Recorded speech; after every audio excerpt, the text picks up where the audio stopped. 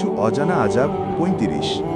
কোরআন ও হাদিসে আগুন ব্যতীত অন্যান্য বহু প্রকার আযাবের যেখানে সাধারণ বর্ণনা হয়েছে, সেখানে কোনো কোনো গুনাহের বিশেষ বিশেষ আযাবের উল্লেখ করা হয়েছে।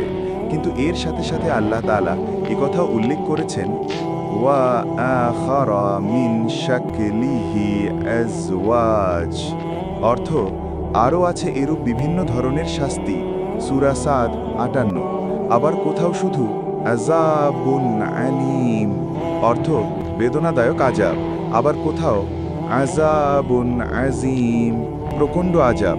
আবার কোথাও আযাবুন শাদীদ, কঠিন আযাব বলেই শেষ করা হয়েছে।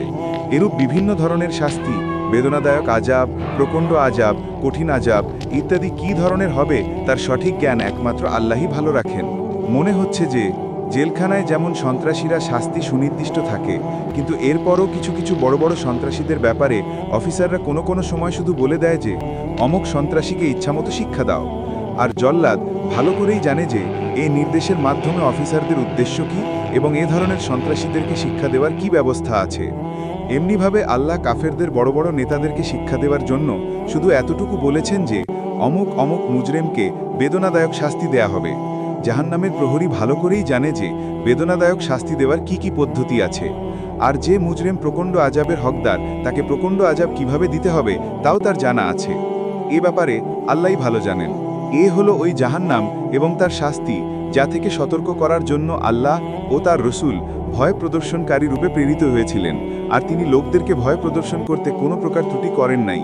লোকদেরকে বারবার সতর্ক করেছেন যে ইত্তাকুন নার ওয়ালাউ বিশিক্কি তামরাতি ফামান লাম ইয়াজিদ ফাবিকালিমাতিন তাইয়্যিবাহ, অর্থ একটি খেজুরের সামান্য অংশ দান করার বিনিময় হলেও জাহান্নাম থেকে বাঁচ, আর যার পক্ষে এতটুকুও সম্ভব নয় সে যেন ভালো কথা বলার মাধ্যমে তা থেকে বাঁচে। জাহান্নাম থেকে বাঁচা এতই গুরুত্বপূর্ণ যে যার নিকট দান করার মতো কোনো কিছুই নেই সে যেন একটি খেজুরের একটু টুকরা দান করে জাহান্নাম থেকে নিজেকে বাঁচায়, আর যার পক্ষে তাও সম্ভব নয় সে যেন ভালো কথার মাধ্যমে নিজেকে তা থেকে বাঁচানোর জন্য চেষ্টা করে।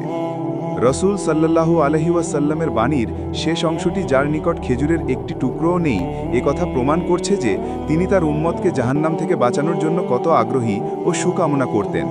আব্দুল্লাহ বিন আব্বাস রাদিয়াল্লাহু আনহু থেকে বর্ণিত, তিনি বলেন, রসুল সাল্লাল্লাহু আলাইহি ওয়াসাল্লাম আমাদেরকে জাহান্নামের আগুন থেকে বাঁচার দোয়া এমনভাবে শিখাতেন যেমন কোরআন মাজিদের সূরা শিখাতেন।